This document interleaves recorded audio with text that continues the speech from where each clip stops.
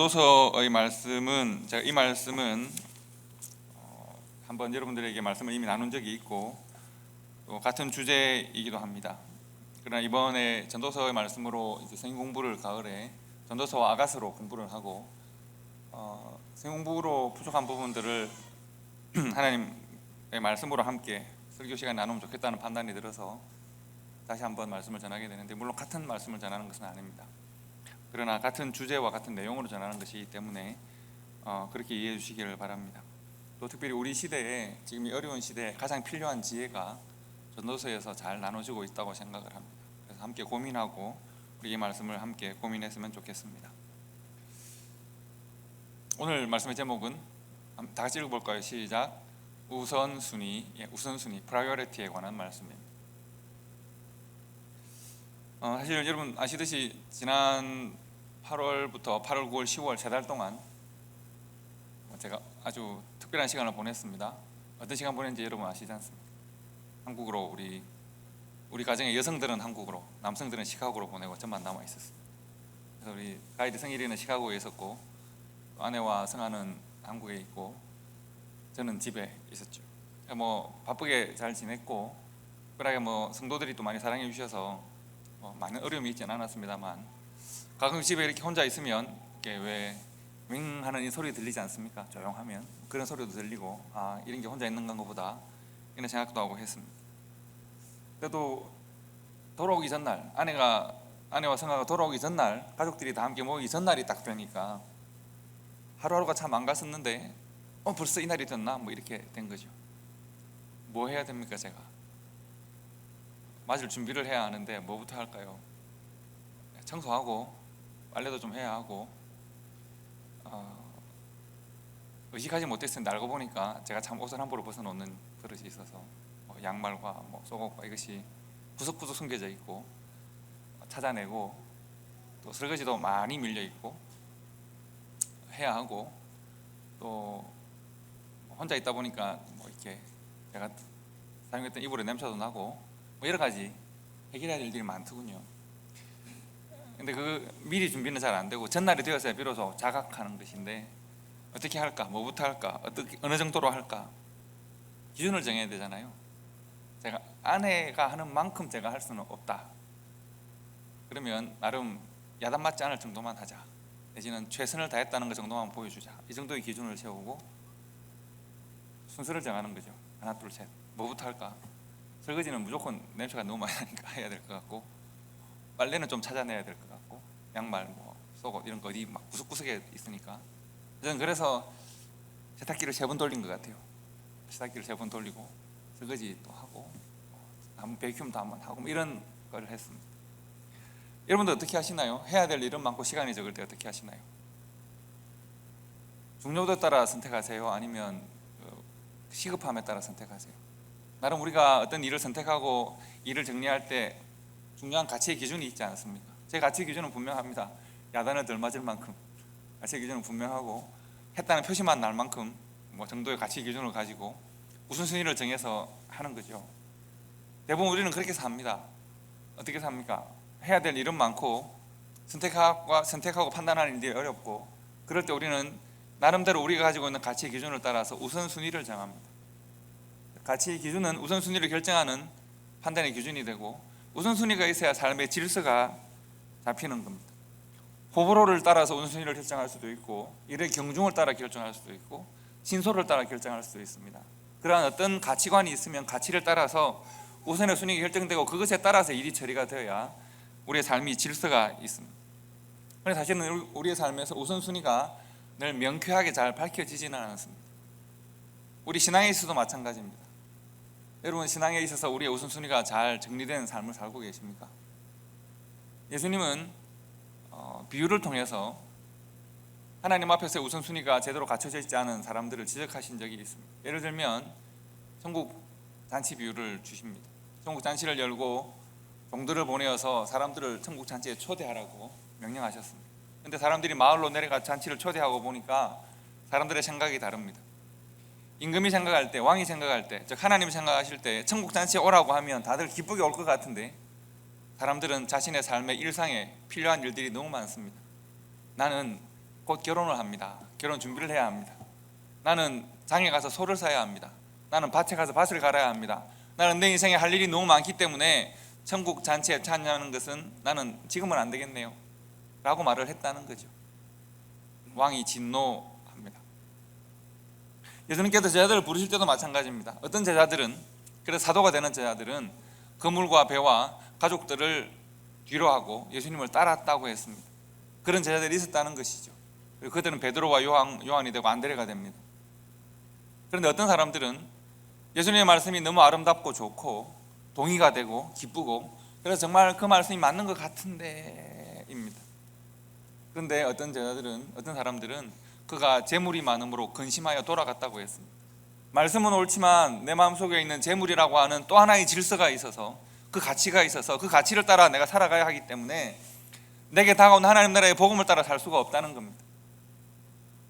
두 질서, 세 질서가 내 마음속에 함께 있기 때문에, 두 가치, 세 가치가 내 마음속에 함께 있기 때문에 나는 계속 스윙하게 됩니다.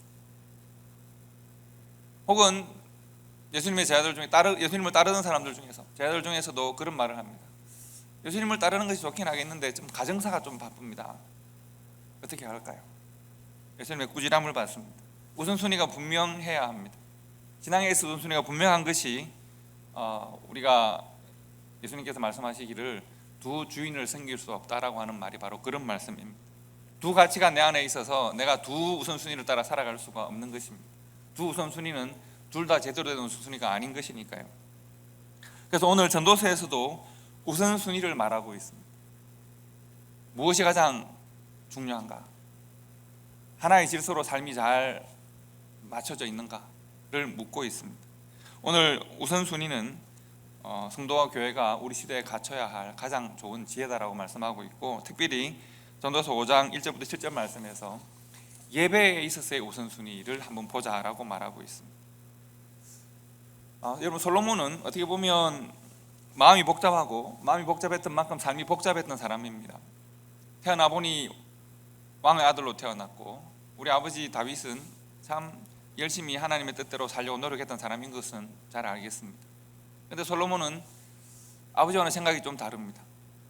나는 아버지가 섬겼던 하나님을 믿고 따르는 것은 인정하고 좋은데, 그래서 그도 아마 제사를 드렸을 것이고 그 하나님 앞에 서원도 하고 하나님 앞에 성전을 드리면서 수많은 약속도 하고 하죠. 그러나 솔로몬에게는 그러한 마음의 질서가 있었고 가치가 있었지만, 또 솔로몬에게는 하고 싶은 것, 얻고 싶은 것, 누리고 싶은 것이 너무 많았단 말이죠. 세상에 대한 지식도 한번 가질 만큼 가져보고 싶고, 쾌락도 누릴 만큼 누려보고 싶고, 권력도 가질 만큼 가져보고 싶고, 돈도 부자도 되고 싶은 만큼 내가 한번 최대한 이뤄보리라. 그러니까 이 수많은 가치관과 질서들이 마음속에 같이 있으니까 솔로몬이 아주 혼란한 삶을 살았단 말이죠. 솔로몬이 혼란한 삶을 살았다고 해서 그가 결정하지 않은 것은 아닙니다. 수많은 선택과 결정을 반복하면서 혼란한 삶을 계속 살아왔습니다. 그런 삶을 살다 보니까 솔로몬은 아주 복잡하고 힘든 인생을 결국 살았고, 이제 인생의 마지막을 만난 것입니다. 솔로몬이 인생의 마지막을 만나고 보니 내가 참 힘들고 복잡한 삶을 살고 나름 만족을 추구하는 삶을 살았는데, 생각해 보니까 인생은 딱 두 가지밖에 없는 거예요. 솔로몬이 생각해 보니 인생은 딱 두 가지밖에 없어요.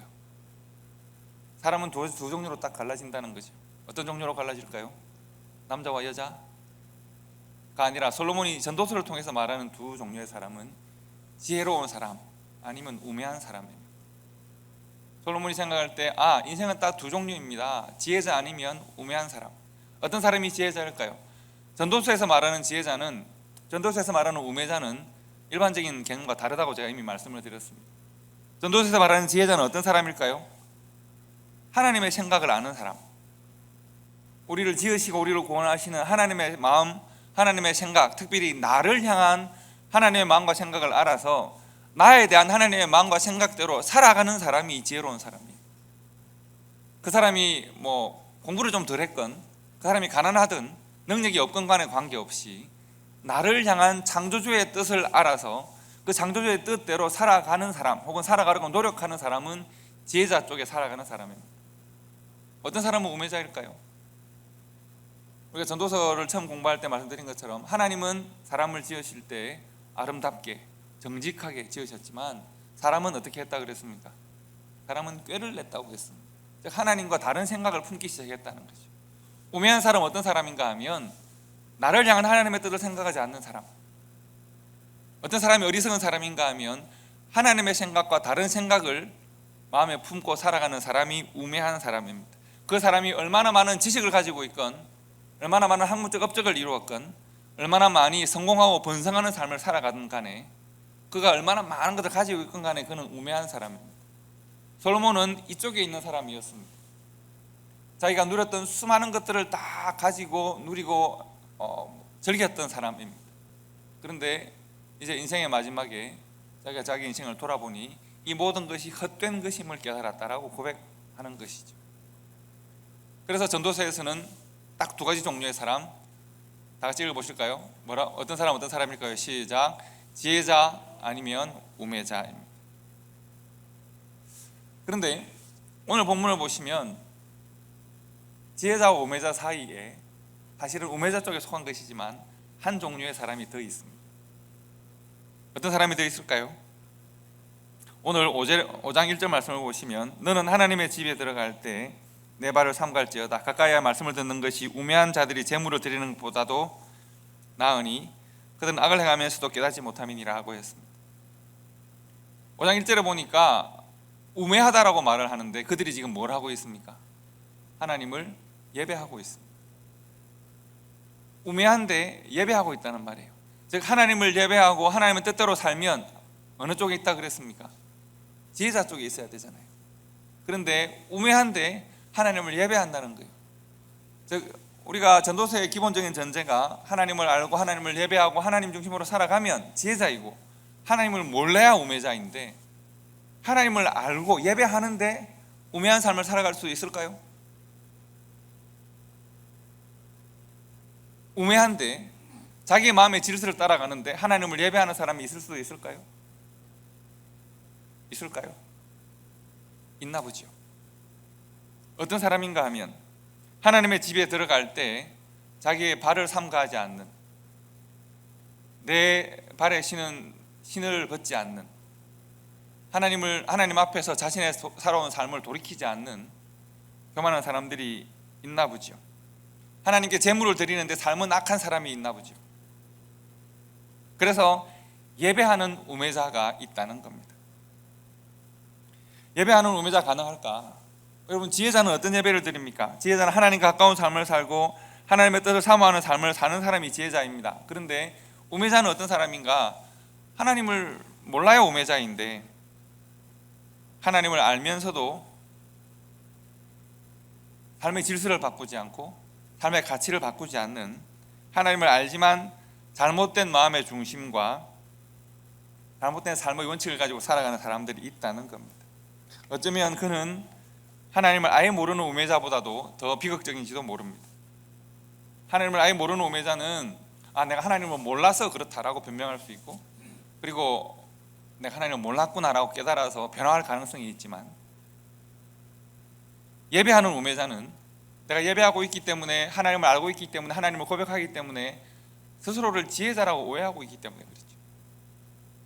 스스로를 지혜 있는 사람으로, 하나님의 뜻을 따라 살아가는 사람으로 생각하고 있기 때문에 변화의 가능성이 적은 거죠. 그래서 오늘 전도서에서는 4가지 기준을 말하고 있습니다. 이런 기준으로 한번 우리가 과연 예배하는 우매자가 아닌지를 생각해 봅시다. 이런 가치의 우선순위가 제대로 지켜지고 있는지를 봅시다 라고 말하고 있습니다. 먼저 전도서 5장 1절에 보시면 예배 이전의 삶에 대하여 말하고 있습니다. 우리가 가장 먼저 보아야 하는 것은 우리가 과연 예배 드리기 이전의 삶과 예배와 예배 드리고 난 다음의 삶이 서로 일맥하고 있는가, 서로 잘 소통되고 있는가를 보자는 것입니다. 너는 하나님의 집에 들어갈 때 먼저 너의 발걸음, 살아온 삶을 돌이켜보자는 것입니다. 사무엘상 15장에 보시면 사울왕이라는 사람이 등장하는데 우매자가 드리는 예배의 전형을 보여주고 있습니다. 사울왕은 원래 베냐민 지파의 한 청년의, 믿음 좋은 청년에 불과했습니다. 그런데 하나님께서 그를 갑자기 부르시고 선택하시고 기름 부어 왕으로 세우셨습니다. 그런데 당시에는 12개의 지파로 나눠져 있었기 때문에 베냐민 지파는 가장 연약한 지파였기 때문에 그 지파에서 왕이 나는 것을 인정하기가 싫습니다. 그래서 베냐민 지파, 유다 지파 정도가 사울 왕을 옹립하고 있고, 나머지 지파들은 과연 왕이 될 수 있을까? 왕권이 아직까지 공고해지지 않은 상태입니다. 그런데 하나님께서는 아말렉이라고 하는 큰 민족과 전쟁을 하라고 말씀하십니다. 사울 왕이 겨우 군사를 모아 전쟁을 시작하는데 하나님께서 명령하십니다. 내가 반드시 이 전쟁을 승리로 이끌 테니 너는 모든 것들을 다 죽이고 아말렉의 문화가 너희들을 침탈하지 못하도록 모든 걸 다 불태워 없애라고 말씀하십니다. 전쟁에서 크게 이겼습니다. 그런데 사울 왕은 다른 마음이 생겼습니다. 하나님과 다른 생각이 생겼습니다. 그래서 아각 왕을 죽이지도 않고 살려놓고 값싸고 쓸모없는 것들은 다 불태웠지만 귀한 보물들을 다 가지고 왔습니다. 왜냐하면 이제 내가 그것을 각 지파의 장로들에게, 백성의 장로들에게 나눠줘서 장로들의 마음을 사서 내가 내 왕권을 공고하게 하고 싶은 그런 욕심을, 생각을 가지게 된 것입니다. 하나님의 선지자 사무엘이 사울에게 찾아옵니다. 그리고 되어지는 일들을 보고 책망합니다. 왕이시여, 왜 하나님의 명령을 어겼습니까? 하나님께서 이렇게 저렇게 하라고 말씀하지 않았습니까? 왜 당신은 하나님의 명령을 어겼습니까? 라고 책망할 때 사울이 이렇게 대답합니다. 내가 모든 걸 불태우지 않고 없애지 않은 것은 내가 값진 것을 다 모아서 하나님께 제사를 드리기 위함입니다 라고 거짓말을 합니다. 여러분, 내가 하나님께서 비록 이것을 다 없애라고 말씀하셨지만 남긴 것은, 하나님의 말씀을 순종하지 않은 것은 하나님께 예배하기 위해서 순종하지 않았습니다. 하나님께 예배하기 위해서 내가 세상의 원칙대로 살았습니다. 내가 하나님께 예배하기 위해서 내가 내 욕심대로 살았습니다 라고 말하는 것입니다. 그래서 이때 사무엘이 성경에 아주 유명한 말씀을 가지고 책망합니다. 우리 다 같이 읽어보실까요? 시작. 순종이 제사보다 낫고 듣는 것이 수양의 기름보다 나으니 이를 거역하는 것은 우상 숭배와 같습니다. 왕이시여, 당신은 하나님 앞에 순종해야 하고 헌신해야 하는데 예배한다고 하고 하나님께 제사한다고 하면서 하나님의 말씀에 순종하지 않았으니 당신이 하는 일은 지금 당신의 욕망을, 당신의 욕심을 당신의 우상으로 삼아서 우상 숭배하는 것과 같습니다. 당신이 하나님을 예배하는 것이 아니라 우상을 숭배하고 있습니다. 자신의 욕망이라는 우상을 숭배하고 있습니다 라고 지금 책망한 것입니다. 하나님께서 이 사울왕의 예배를 받으실까? 사울왕의 삶이 이미 자신의 예배를 거절하고 있지 않습니다. 자신이 살아온 삶이 내가 드리는 예배를 거절하고 있는데 과연 하나님께 사울왕의 예배를 받으실까? 하나님은 예배자의 인격과 삶을 보시는 분이십니다. 먼저 성전에 들어가기 전에, 제사를 드리기 전에 너의 발을 삼갈지어다 라고 하는 말씀은 바로 그 말씀입니다. 예배 행위 이전에 살아야 될 삶의 모습이 있다는 것입니다. 그저 한 시간 예배에 참석하는 것이 전부다가 아니라 예배와 맞는 삶이 있어야 하고 예배 드린 이후의 삶 또한 그러합니다. 예배를 드리기 위한 준비된 삶을 살아야 하고 예배를 드린 증거가 있는 삶을 살아야 하는 것입니다. 발을 삼가해야 합니다. 우리의 예배 또한 그렇습니다. 그래서 우리가 하나님 앞에 예배라고 하는 하나님을 만나는 그 순간, 그 시간을 정말 하나님과 더불어 잘 즐기고 그 시간으로 더불어 힘을 얻고 그것이 능력이 되고 하나님께 영광이 되기 위해서는 우리의 삶에서부터 예배의 우선순위가 잘 지켜져야 하는 것입니다. 두 번째, 첫째는 예배 이전의 삶을 보자는 것이고, 두 번째는 예배의 중심이 과연 무엇인가 하는 것입니다. 5장 1절 말씀 하반절에 보시면 가까이 하여 말씀을 듣는 것이 제물보다 중요하다라고 말합니다. 즉 예배를 내가 하나님께 제물을 드리고 하나님께 제사를 하고 내가 헌금을 하고 하나님 내가 이렇게 했습니다라고 하는 그것이 우리의 예배가 아니라, 예배의 핵심은 뭔가 하면 세상을 살아가는 우리가 하나님 앞에 나와서 하늘의 뜻을 듣는 것입니다. 하늘의 뜻을 사모하는 것입니다. 하나님과 우리가 서로 교통하고 예배를 통하여 만나고 교통하고 내가 이 땅을 살아가는 하나님의 사람으로 살아가는 하나님의 뜻을 내 마음에 새기고 받는 그 과정이 예배여야 합니다. 그런데 반대되는 우매자의 예배는 과연 어떤 예배인가? 그들의 예배는 첫째, 제물만 드리면 됩니다. 그리고 내 소원이 이루어지기를 바랍니다. 자신의 꿈과 소원이 예배를 통해서 강력하게 하나님 앞으로 드려지기를 바랍니다. 그래서 더 많은 것을 드리고 더 좋은 것을 하면 하나님께 내게 더 좋은 것을 주시겠지. 예배를 통해서 내가 만족을 얻고 안정감을 회복하고 내 욕구가 실현되고 이것을 원하는 것입니다. 사무엘상에 보시면 아까 말씀드린 사울 왕의 예배는 우매자의 예배의 전형입니다. 여러분, 순종이 제사보다 낫고 드는 것이 수양의 기름보다 낫다. 당신은 지금 우상을 숭배하고 있다. 이런 책망을 들으면 여러분은 어떻게 하시겠습니까? 돌이켜야 하지 않습니까? 근데 사울 왕은 그렇게 하지 않습니다.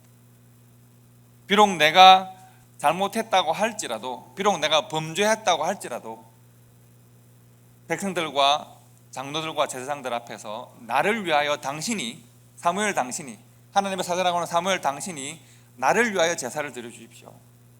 사무엘을 위협하고 사무엘과 함께 제사를 드립니다.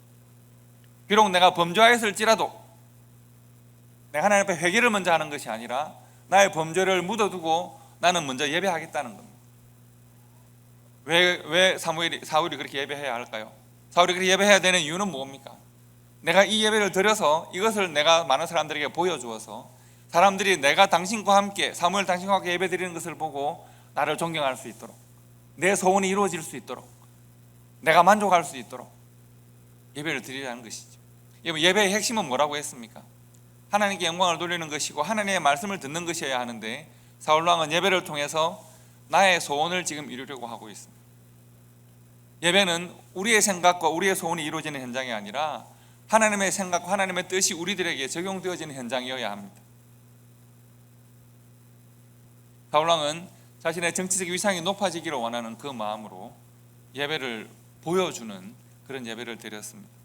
오늘 성경에도 보시면 가까이 하여 하나님의 말씀을 듣고 하나님의 말씀을 삶에 새기는 것이 우매한 자들이 많은 제물로 하나님 앞에 향기와 기름을 드리는 것보다 낫다라고 말씀하고 있습니다.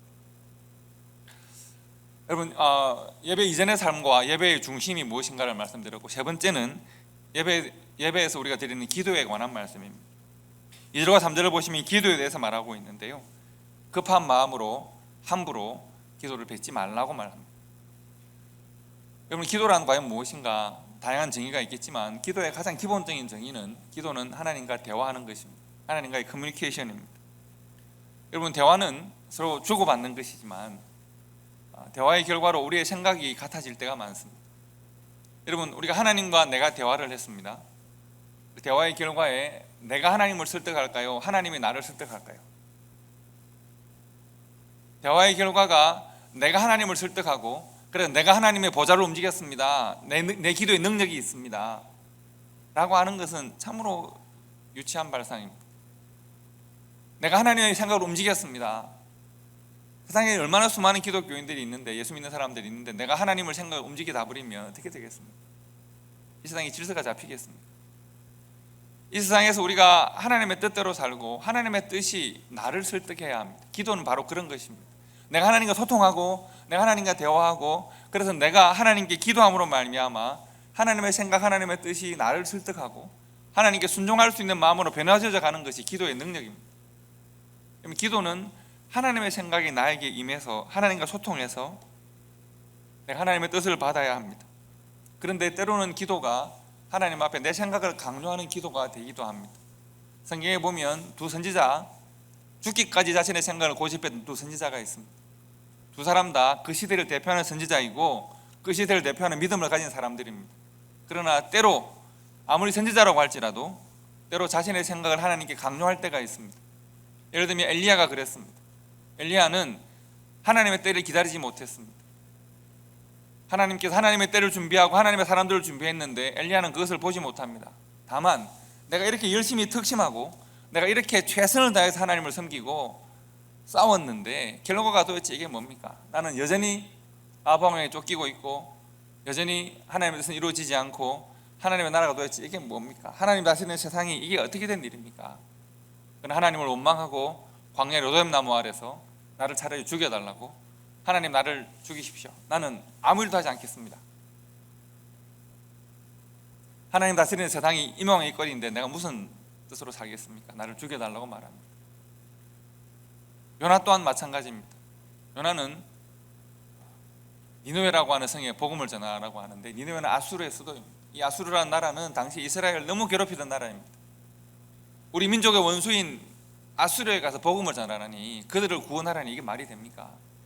우리 민족을 괴롭혔으면 하나님을 괴롭힌 거나 마찬가지인데 왜 하나님은 왜 저들을 구원하십니까?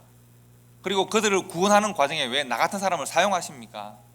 저들을 멸망시키실랍니까? 멸망시키지 않으실랍니까? 나는 산 위에 올라가서 그들이 멸망하는 꼴을 봐야겠습니다. 그렇게 하지 않으시거든 차라리 나를 죽이십시오. 이 두 사람이 왜 이렇게 강력하게 하나님 앞에서 자신의 목숨을 걸고 기도할 수 있을까요? 자신의 생각이 옳기 때문입니다. 자신의 입장에서 자신의 생각이 너무 옳습니다.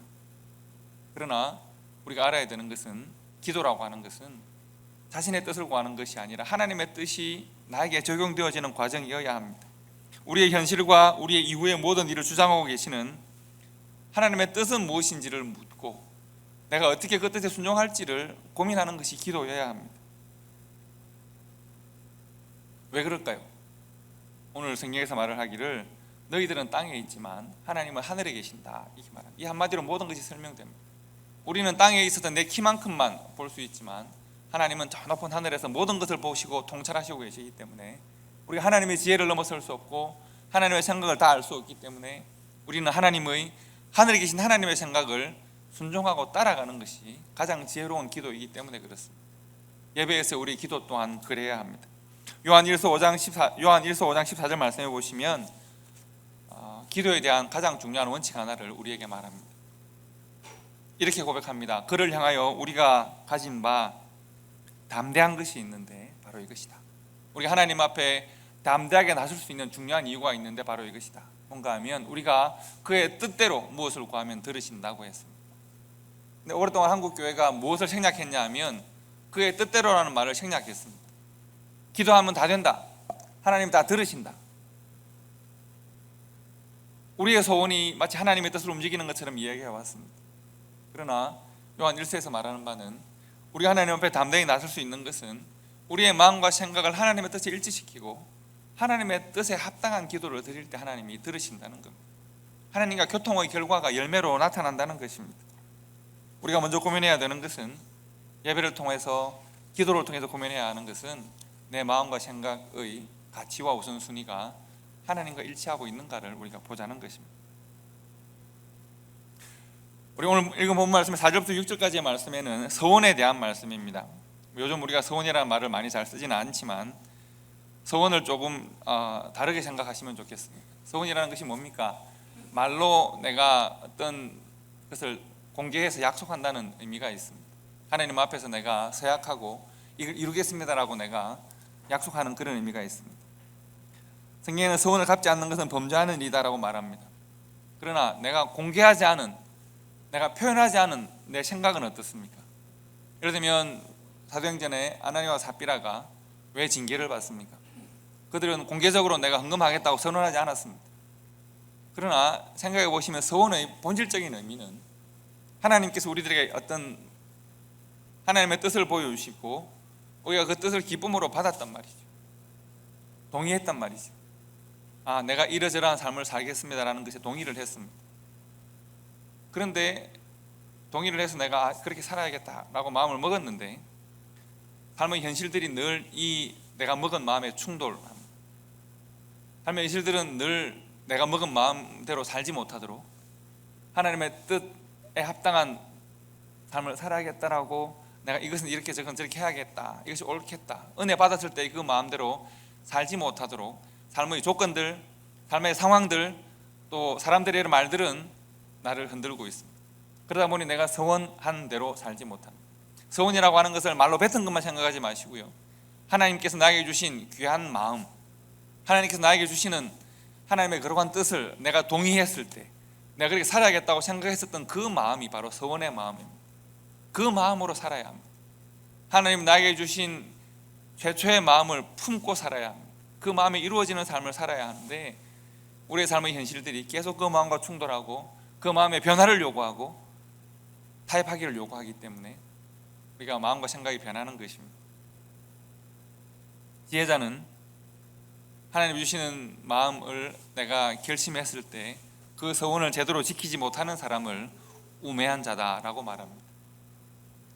자, 예배의 우선순위가 필요합니다. 예배의 우선순위를 잘 지켜야 하나님 앞에서 지혜로운 사람으로 살 수 있습니다. 그런데 전도서에서 문제를 제기하는 것은 예배하는 우매자가 있을 수도 있겠다. 예배를 했는데 우매한 삶으로 사는 사람도 있겠다. 어떤 사람이 그렇다고요? 예배 이전의 삶을 돌이켜보지 못하면 그렇습니다. 하나님 앞에 나올 때 자기의 발을 삼가지 못하면 그렇습니다. 어떤 사람이 그렇습니까? 예배의 중심을 잘 파악하지 못할 때 그렇습니다. 하나님께 영광을 돌리고 하나님의 뜻을 받아들이는 예배가 되어야 하는데 내 뜻을 만족시키는 예배를 드릴 때 그렇습니다. 또 어떤 사람이 우매한 예배자입니까? 하나님께 기도할 때 자신의 생각으로 기도하는 사람이 그렇습니다. 하나님의 뜻대로 구하는 기도가 응답받습니다. 또 어떤 사람이 예배의 원칙 우선순위를 지키지 못하는 사람입니다. 하나님이 주시는 마음으로 살지 못하는 사람이 그렇습니다. 지혜자로 살기 위해서 이 지혜자가 지식 많은 사람을 말하는 것이 아니라 하나님의 생각, 하나님의 뜻, 하나님께서 나에게 향하신 귀한 계획들을 그대로 살아가는 지혜로운 사람이 되기 위해서 우리가 어떤 삶을 살아야 합니까? 오늘 전도서 말씀해 보시면 말과 꿈이 많으면 이라는 표현이 있습니다.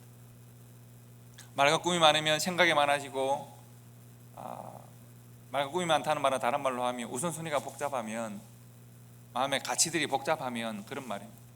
해야 할 일이 많으면 마음속에 생각하는 것이 많으면 그러면 삶의 질서가 무너지게 되고 어리석은 삶을 살게 됩니다. 예를 들면 누가복음 10장에 나오는 마리아와 마르다 이야기는 좋은 예가 됩니다. 마리아와 마르다는 둘 다 예수님을 정말 사랑하는 여인들이고 예수님의 말씀을 듣기를 원하는 여인들이고 예수님께 충성했던 여인들입니다. 특별히 마르다는 그렇습니다. 참 수고를 많이 하는 여인입니다. 마르다가 예수님께서 그 집에 들어왔을 때 제자들과 함께 들어왔을 때 마르다는 모든 제자들을 위해서 다 함께 음식을 준비하는 여인입니다. 얼마나 중요한 일을 하고 있습니까? 그런데 그 여인이 예수님을 위해서 음식을 준비하고 제자들을 위해 음식을 준비하는 그런 일을 하다가 마음의 질서의 혼란을 만납니다. 동생 마리아가 예수님의 턱 밑에서 말씀만 듣고 있단 말이죠. 그래서 예수님께 나아가서 마리아를 나와 함께 보내서 음식을 만들게 해달라고 요청합니다. 그런데 예수님께서 마르다의 수고를 인정해 주지 않는 듯한 말씀을 하십니다. 마리아는 자신의 좋은 것을 선택하였으니 자신의 기준과 생각에 맞는 우선순위에 맞는 삶을 선택하였으니 너도 너의 기준과 우선순위에 맞는 삶을 선택하고 살아가도록 하라는 것입니다. 말씀을 듣는 것이 중요하고 음식을 만드는 것이 중요하지 않다는 것이 아니라 각자 자신의 가치와 기준에 맞는 삶을 선택하였으니 그 일에 최선을 다하면 되는 것입니다. 우리가 예배자라고 우리가 우리 자신을 고백하고 살고 있습니다. 우리가 예배하러 나왔는데 우리의 마음속에 수많은 질서가 함께 잡혀 있다면 우리가 마르다와 같은 성도가 될 수밖에 없습니다. 하나님 앞에서 하나님의 영광과 하나님의 인도하심과 하나님을 경외함이라고 하는 하나님을 중심으로 하는 중요한 가치관을 붙들고 하나님 앞에서의 우리의 삶의 우선순위를 결정해야 비로소 우리가 질서 있는 삶을 살아갈 수 있게 됩니다. 여러분, 세상 살면서 우리가 근심이나 염려나 걱정이나 두려움이 없을 수는 없겠으나 그러나 예수님께서 말씀하시는 바가 무엇입니까? 모든 무거운 짐들을 주님의 십자가 앞에 내려놓으라고 권면하십니다. 이전에 내가 나를 무겁게 하고 나를 근심하게 했던 모든 짐들을 주님 앞에 내려놓아야 주님께서 나에게 주시는 예수 그리스도의 십자가를 함께 지고 가는 쉽고 가벼운 짐들을 허락하셔서 지고 가게 만들 것인데 세상의 힘들을 그대로 다 지고 있으니까 예수 그리스도의 십자가가 더욱더 무거움만 보이게 되는 것입니다. 평생 지혜와 만족이라고 하는 멍에를 지고 살았던 솔로몬이 이제 아들들에게 그것을 말하고 있습니다. 내가 실은 나를 영광스럽게 하고 내가 만족하는 줄로 알았는데 이제 내가 하나님의 부르심을 받을 때가 가까이 되고 보니 나는 잔뜩 짐만 지고 살아가는 사람이었다. 아들아, 이제 하나님 앞에 지혜로운 삶을 살려고 하면 그 짐을 다 내려놓고 하나님을 경외하는 삶이라고 하는 단순하고 분명한 가치관과 우선순위로 살아가야 할 것이다. 그 말을 하고 있습니다. 혹 이렇게 말할 수도 있겠습니다. 자기는 실컷 그대로 다 살아놓고는 왜 아들들에게 이렇게 말할 수도 있겠습니다. 나도 그런 삶을 살아봐야겠다.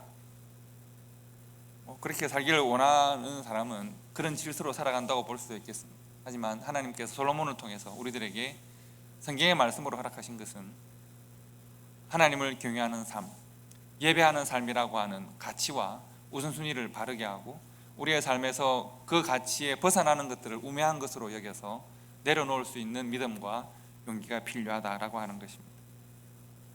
마지막으로 하나 더 고민할 것은 전도서에서 말하는 우매함이라고 하는 것이 과연 죄인가 하는 것입니다. 제가 반복해서 여러분들에게 말씀드렸습니다. 전도서에서 지혜와 믿음과 선은 일치하는 것이고 우매함과 죄와 악이 일치하는 것이다, 이렇게 말씀을 드렸습니다. 왜 그럴까요? 사실 여러분, 우매함이라고 하는 것, 어리석음이라고 하는 것은 우리 인간이 가지고 있는 어쩔 수 없는 한계일 수 있습니다. 여러분과 저는 어리석은 사람들입니다. 때문에 우리가 어리석기 때문에 하나님을 의지하고 하나님께 물을 것인가, 우리가 어리석기 때문에 어리석은 대로 내 마음에 어리석은 마음이 가지고 있는 질서와 가치대로 살 것인가, 이것을 결정해야 하는 것이죠. 어리석기 때문에 내가 하나님을 사모하고 하나님의 지혜를 사모하는 삶을 살아갈 때, 하나님을 경외하는 삶을 살아갈 때, 우리가 예배하는 삶을 살아갈 때 우리가 우리의 어리석음을 넘어서는 지혜를 얻을 수가 있는 것인데, 내가 어리석기 때문에 내가 내 마음의 어리석음의 질서대로 살아가는 삶을 선택하면 그것이 악한 것입니다. 즉 어리석음 자체는 죄라고 말할 수는 없습니다. 그것은 우리의 상태입니다. 그러나 어리석음이 인도하는 삶을 살아가면, 즉 어리석음의 결과로 만들어지는 삶은 죄라고 말할 수 있습니다. 어리석고 우매하고 무지한 것은 긍휼함의 대상일 수 있습니다. 그렇기 때문에 긍휼함을 받고 우리가 하나님을 사모하면 우리 어리석음을 넘어설 수 있는데, 어리석고 무지하고 그리고 하나님을 알지 못하는 삶을 살다가 그것이 옳은 줄로 알아서 그것을 주장하면 그것은 죄가 되고 그것은 악이 되는 것입니다. 그러므로 우리가 하나님 앞에서 결정해야 하는 것은 우리 어리석음을 하나님 앞에 인정하고 우리가 하나님을 예배하는 자로, 하나님을 경외하는 자로 삶을 살기를 결단하고, 우리가 우리 어리석음을 내려놓고 하나님의 지혜를 인도함을 받는 그런 삶을 결단해야 하는 것이고, 그렇게 하기 위해서 하나님 앞에서의 말씀의 우선순위를 분명하게 해야 한다는 것입니다. 오늘 전도서의 지혜자의 말씀이 우리들을 인도하고 있습니다. 참된 예배가 무엇이고 우리는 과연 어떻게 살아야 하나님이 기뻐하시는 예배자, 지혜자로 삶을 살 것인가, 삶으로 준비하는 예배를 드려야 하고, 예배의 우선순위가 살아있는 그런 예배를 드려야 하고, 기도와 서원에 있어서 하나님께서 인도하시는 기도와 서원으로 우리가 살아야 하겠습니다. 바로 그때 우리가 하나님을 예배하는 우리의 삶을 지속적으로 살아갈 수 있고 우선순위와 가치가 살아있는 삶을 산다고 말할 수가 있겠습니다. 삶의 우선순위와 예배의 우선순위를 통해서 하나님을 만나고 하나님을 기쁘시게 하고 하나님을 즐거워하는 우리 복된 삶을 살아가시는 초대교회와 성도들 되시기를 주님의 이름으로 축복합니다. 기도하겠습니다.